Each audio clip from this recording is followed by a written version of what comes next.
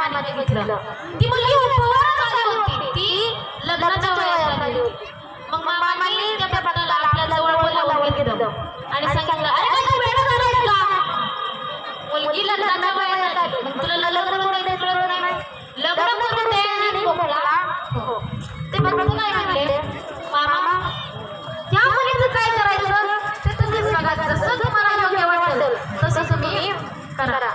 मग मामाने त्याच नगरच्या एका काकाच्या तिकडं मुलाला बोलवलं, सांगितलं, अरे दे या पोराला तुझी मुलगी. मग मामाच्या आज्ञेला शिवसागरचे मामा वधूवर पक्षांचा विचार झाला, त्याचं लग्न ठरलं, सगळं झालं, मुहूर्त निघला. आणि काय काय असतं पस्तावा सांगा की माझं झालं नाही म्हणून विचार करते मग ते सगळं झालं, तारीख ठरली आणि शेवटी लग्नाचा दिवस आला. लग्न झालं, सगळं सुरळीत झालं, सगळा चालला होता. पण तो मुलगा वाईट व्यसनाने गेला.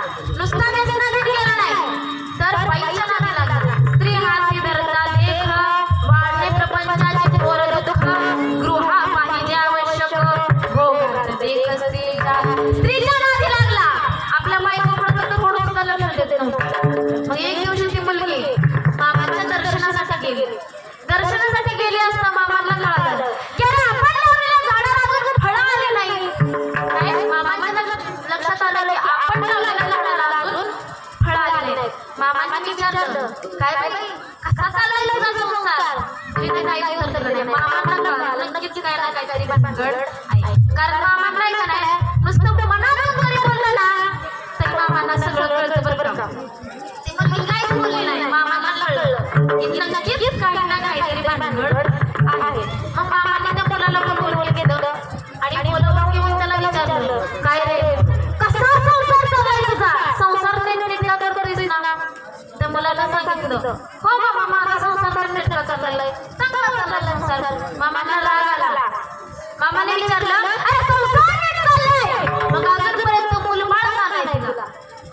त्यानं खरेपणाच्या आविर्भावात सांगितलं की मामा जर आमच्या नशिबातच मुलं नसतील तर कुठून मुलं होतील? काय म्हणलं तो, आमच्या नशिबातच जर मुलं नसतील तर कुठून होतील? पण मामाला माहित होतं हा वाईट व्यसनात गेलेला आहे. मामाने त्याला सांगून ठेवलं की अरे संसार नीट नाही केला तर तुझं मार्गाला लागणार नाही. मामाचा शब्द एक ना एक शब्द करावा बरं का. ऐका मामाचा शब्द, एक ना एक शब्द करावा. मामाने सांगितलं जर तू संसार नीट नाही केलास ना तर तुझं नीट मार्गाला लागणार नाही. तो मुलगा तुटला आणि गेला.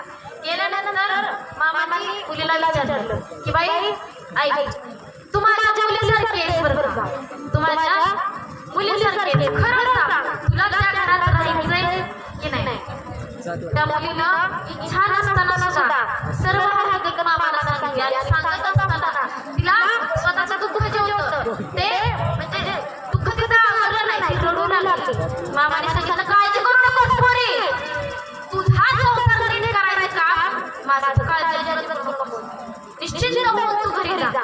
ती मुलगी घरी गेली आणि काही दिवस रडल्यानंतर मामाने त्या मुलाला पुन्हा आपल्या जवळ बोलवून घेतलं आणि सांगितलं, आता तरी सुधार नाही तर या पुढे तुझा संसार नीट होणार नाही. पण तिथे काय बोलला नाही आणि निघून गेला. परिणाम झाला त्याचं पुरुषत्व गेलं आणि त्याने ठेवलेली बाई होती त्या दोघांमध्ये ते भांडण झालं. आणि तसा अगोदर हा वाईट व्यसनात गेला होता त्यामुळे त्याच्या बायकोची बदनामी कशी झाली, दोन्ही घरच्या मंडळींना हा विषय चर्चेचा बनला होता, सर्व समाजाचा हा विषय चर्चेचा बनला होता. तसाच आता याचा विषय चर्चेचा बनला. सगळी याची चर्चा करू लागली.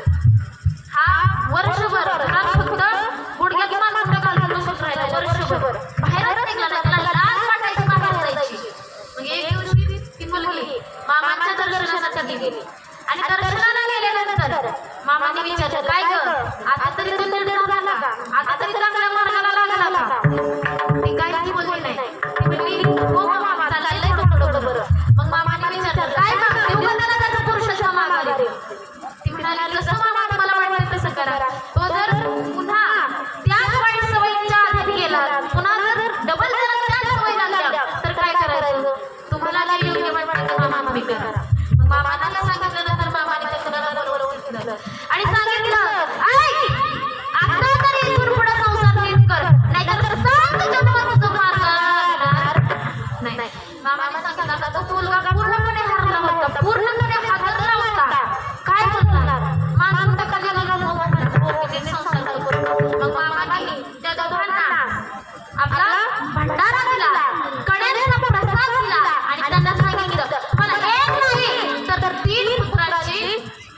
होईल म्हणजे मामा